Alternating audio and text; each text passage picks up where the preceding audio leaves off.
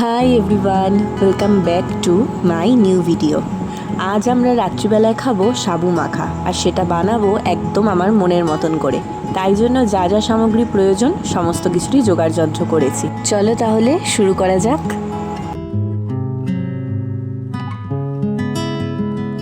একদম সকালবেলাতেই সাবু কিনে এনে ভিজিয়ে দিয়েছিলাম।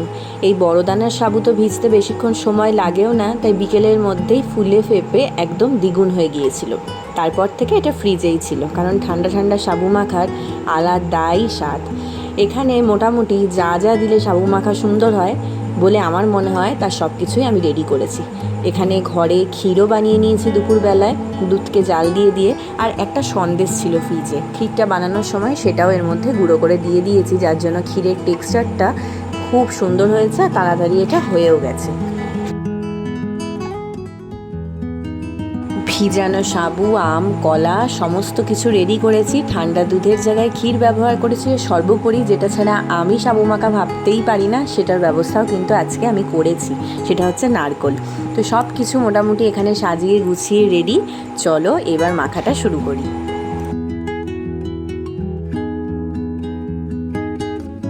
তোমরা কে কে আমার মতন সাবু মাখা পাগল, তারাই ভিডিওটার নিচে কমেন্টে জানিও।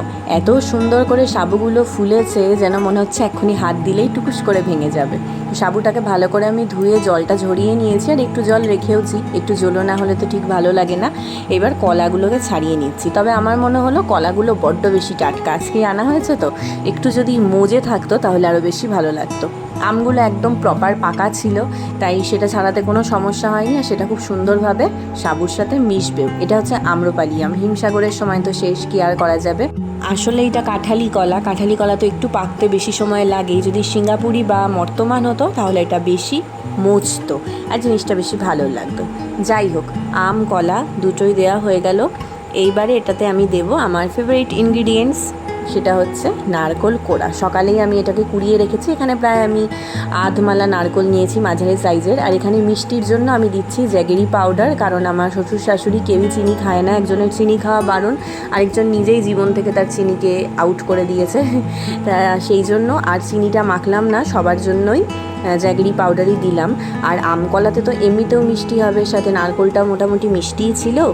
আর ক্ষীর তো জানোই, দুধ জাল দিতে দিতে একটা মিষ্টি ভাব চলেই আসে।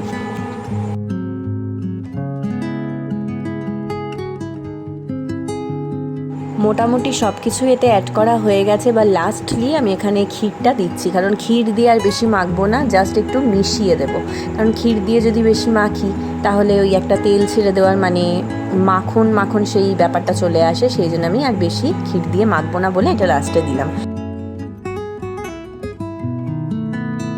হয়ে গেছে মোটামুটি মাখা।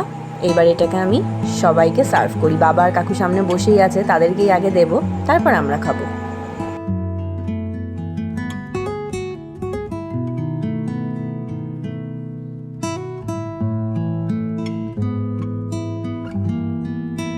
এই যে দুই জগাই মাথাইকেই আগে দিই। এই যে যাদেরকে দুজনকে একই ফ্রেমে দেখতে পাচ্ছ, এনারা হচ্ছে জগাই মাথাই, মানে একই আত্মা দুই প্রাণ যেটাকে বলে, ঠিক সেটা। এটা নিয়ে অন্য কোনো দিন অন্য কোনো ব্লগে আলোচনা করব।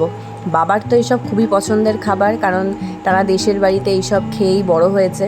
আর সোনামাও ছিল, সোনামাকেও এখানে দিয়ে দিলাম। তো আমি সবাইকে বলছি, সবাই কিন্তু একটুখানি এক্সপ্রেশনে বোঝাবে যে কেমন হয়েছে। তো কাকু তো কিছু একটা বোঝালো, বাবা কিন্তু খুব সুন্দর বোঝালো, একদম বাচ্চাদের মতন। আর সোনামাও বলছে দারুণ লাগছে। আসলে এগুলো আমরা সবাই এই বাড়িতে পছন্দ করি।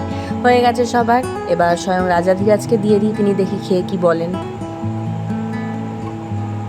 আচ্ছা, তার খুবই ভালো লেগেছে সেটা আমরা বুঝতে পারছি। এবার আমি খেয়ে বলছি যে কেমন হয়েছে। অবশ্যই এটা খেতে ভালো হয়েছে, কিন্তু যার থেকে আমি ইন্সপায়ার্ড এটা বানিয়েছি, আমার ঠাকুমা, তার মতন একটুও হয়নি। সে ক্ষীর ঠির এসব কিছুই দিত না, খালি নারকোল কলা দিয়েই মাখতো। তাতে যেই স্বাদটা হতো সেই স্বাদটা কিন্তু এতে পেলাম না। তবে এই স্বাদটা অন্যরকম হয়েছে, ভালোই হয়েছে, খেতে বেশ ভালোই লাগছে ঠান্ডা ঠান্ডা সাবু মাখা। আচ্ছা, রাজাধীরাজের সাথে গল্প করতে করতে এবার আমি আমার খাওয়াটাও শেষ করি, আর আজকের মতন এই ভিডিওটাও এখানেই শেষ করছি। আচ্ছা, আজকের এই সাবু মাখার ভিডিওটা তোমাদের কেমন লাগলো কমেন্টে কিন্তু আমাকে অবশ্যই জানিও। আবার নতুন কোনো ব্লগে দেখা হবে। সবাই ভালো থেকো, সুস্থ থেকো, সাবধানে থেকো। আজকের মতন গুড নাইট অ্যান্ড টাটা।